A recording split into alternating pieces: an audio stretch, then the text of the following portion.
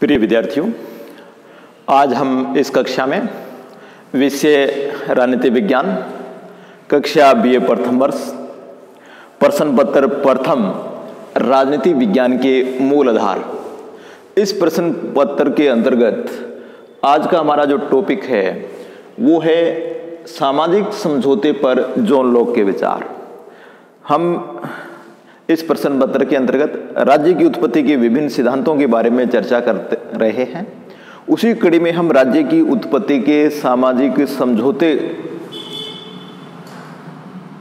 पर विचार कर रहे हैं और सामाजिक समझौते के अंतर्गत टॉमस हॉब्स के विचारों को हमने जान लिया था। आज इस कक्षा में हम सामाजिक समझौते का जो विचार है उस पर जॉन लॉक के विचार कैसे हैं उसके बारे में जानेंगे। जॉन लॉक एक ब्रिटिश या इंग्लैंड का दार्शनिक था। उसका जन्म 1632 में हुआ था और 1704 ईस्वी में उनकी मृत्यु हुई थी।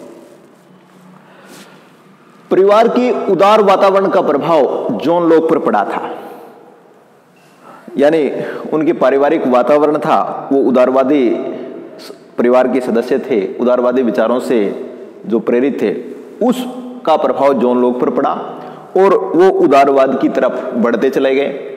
1688 ईस्वी की जो इंग्लैंड में गौरवपूर्ण क्रांति हुई उसका जॉन लॉक ने समर्थन किया और निरंकुश राजतंत्र का विरोध किया, सीमित या संवैधानिक राजतंत्र का समर्थन किया और सत्ता की जो अंतिम शक्ति है वो संसद के पास होनी चाहिए। जो ब्रिटेन में गृह युद्ध था, उस गृह युद्ध के दौरान जॉन लॉक ने राजा का विरोध किया और संसद व जनप्रतिनिधियों का समर्थन किया वैचारिक रूप से। 1690 ईस्वी में जॉन लॉक ने टू ट्रीटीज ऑन गवर्नमेंट, शासन पर दो निबंध नामक एक पुस्तक लिखी थी। टू ट्रीटीज ऑन गवर्नमेंट नामक या शासन पर दो निबंध नामक इस पुस्तक में जॉन लॉक ने निरंकुश राजतंत्र का विरोध किया है, वैधानिक राजतंत्र या सीमित राजतंत्र का समर्थन किया है और शासन सत्ता अंतिम रूप से संसद के पास होनी चाहिए, यह कहा है। सामाजिक समझौते को लेकर के जॉन लॉक के जो विचार हैं वो इस प्रकार हैं। जॉन लॉक के अनुसार मानव स्वभाव और प्राकृतिक अवस्था, यानी मानव स्वभाव कैसा था और प्राकृतिक अवस्था कैसी थी, यानी सामाजिक समझौता होता है उससे पहले मनुष्य का स्वभाव कैसा था और प्राकृतिक अवस्था किस प्रकार थी।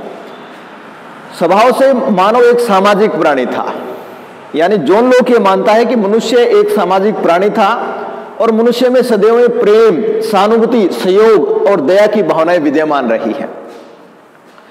प्राकृतिक अवस्था में सभी मनुष्य समान थे, यानी सब मनुष्य एक समान थे, बराबर बराबर थे। इसका कारण था उन प्राकृतिक अवस्था के मनुष्यों में सामाजिकता की भावना का पाया जाना। प्राकृतिक अवस्था का जीवन सुख, शांति, आपसी सहयोग और रक्षा का जीवन था। यानी लोक ये कहता है कि प्राकृतिक अवस्था बहुत अच्छी थी, सामाजिकता की भावना थी और मनुष्य एक सामाजिक प्राणी था और उसको किसी भी प्रकार का कष्ट एक प्रकार से नहीं था। प्राकृतिक अवस्था में मनुष्य के पास 3 अधिकार भी थे: जीवन का अधिकार, संपत्ति का अधिकार तथा स्वतंत्रता का अधिकार। प्राकृतिक अवस्था में मनुष्य अपने कर्तव्यों का पालन भी करता था, यानी उसके 3 अधिकार थे तो वो अपने अधिकारों का प्रयोग इस प्रकार से करता था कि वो दूसरे के अधिकारों में बाधक न बने, अपने कर्तव्यों का पालन इसी प्रकार से करता था। प्राकृतिक अवस्था सामाजिकता व नैतिकता से पूर्ण थी, यानी जॉन लॉक के अनुसार प्राकृतिक अवस्था में मानव बहुत अच्छा था, सामाजिकता की भावना थी, मनुष्य सामाजिक जीवन जीता था, वो शांति, सद्भाव से एक दूसरे का सहयोग करता था, वो अपने प्राकृतिक अधिकारों, जीवन के अधिकार, स्वतंत्रता के अधिकार, संपत्ति के अधिकार उसके पास थे और वो तीनों अधिकार स्वयं के भी रक्षित करता था और अपने दूसरे साथियों के ऐसे अधिकारों की रक्षा करता था। सामाजिक अवस्था सामाजिक और नैतिकता से परिपूर्ण थी।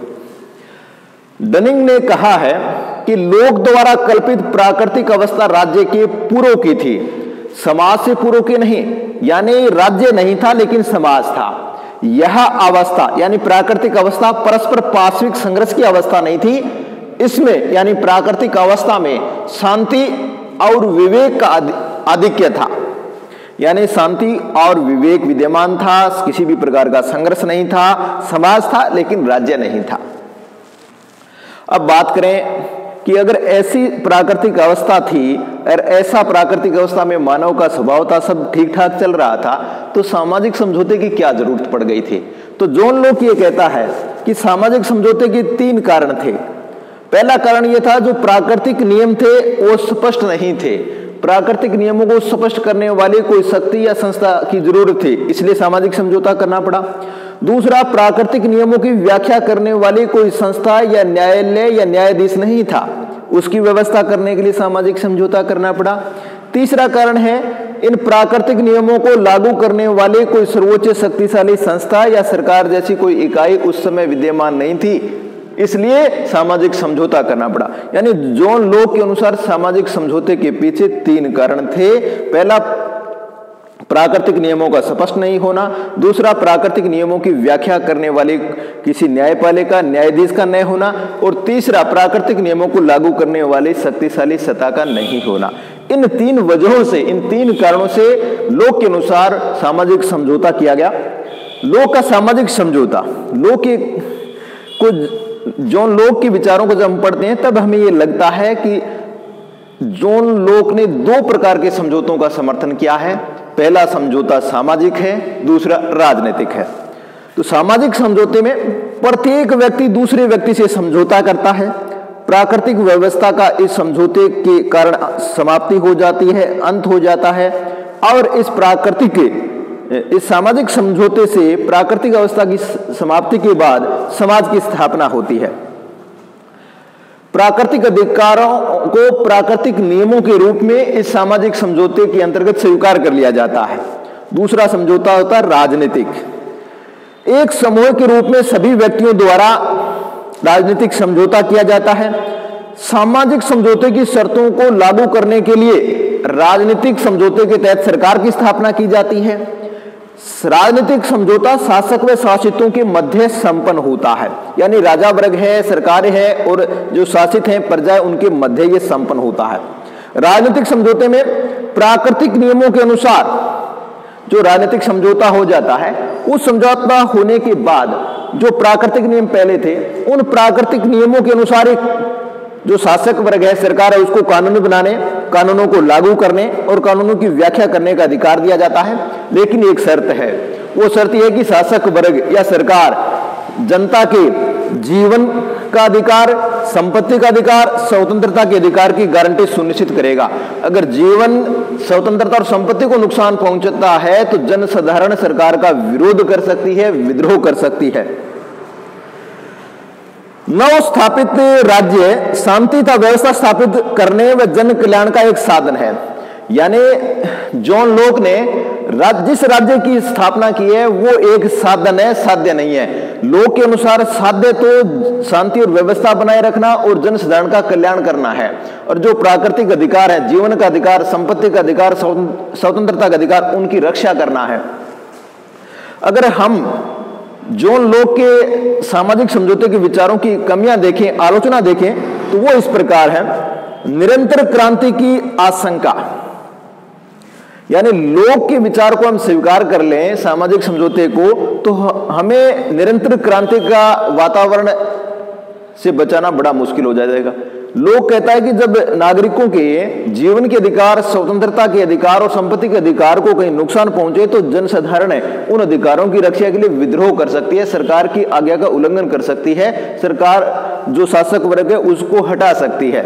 इस बात का समर्थन किया है। लेकिन ये तो एक निरंतर क्रांति वाली अवस्था आ जाएगी, यानी लोग अपनी छोटी मोटी बातों को लेकर के निरंतर सरकार का विरोध करेंगे। तो ये इस आधार पर आलोचना की जाती है। जो प्राकृतिक अवस्था का वर्णन जॉन लॉक ने किया वो काल्पनिक है। इस प्रकार की कोई प्राकृतिक अवस्था वास्तव में रही हो ऐसा कोई प्रमाण नहीं है। इससे पहले हमने होब्स को पढ़ा था, वो तो ये बता रहे हैं कि प्राकृतिक अवस्था बहुत ही संघर्षमय है, युद्ध जैसी स्थितियां हैं। दूसरी ओर जब जॉन लॉक का हम पढ़ते हैं तो वो ये कहते हैं कि प्राकृतिक अवस्था बहुत अच्छी है, शांति में है, सब एक दूसरे के साथ मिलजुल कर रहते हैं, किसी भी प्रकार का संघर्ष नहीं है, प्राकृतिक नियम भी हैं, प्राकृतिक अधिकार भी हैं, प्राकृतिक कर्तव्य भी हैं, इसमें सामाजिकता की भावना भी है और नैतिकता की भावना भी है। ये वास्तव में इस प्रकार की कोई अवस्था रही होगी, लेकिन वो पूरी तरह जोन लॉ की जैसी वर्णन किया है वैसी नहीं हो सकती। शांति भी होगी लेकिन संघर्ष भी होगा, समस्याएं रही होंगी।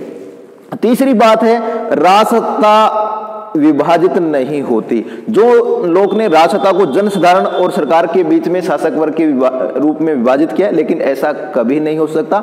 ऐसा विभाजन सरकार और राज्य के लिए नुकसानदायी है। तीसरा, राज्य का उद्देश्य भौतिक के साथ साथ नैतिक कल्याण भी होता है। जॉन लोक ने यह कहा है कि राज्य की हमें आवश्यकता है वो जीवन के अधिकार, संपत्ति के अधिकार, स्वतंत्रता के अधिकार की रक्षा के लिए हुई है। अगर वो रक्षा कर रहा है तो ठीक है, वरना उसको हटा करके नई सरकार की स्थापना कर दी। लेकिन ये तो भौतिक विकास की बात हो गई। राज्य का काम भौतिक विकास के साथ साथ नैतिक विकास को सुनिश्चित करना भी है।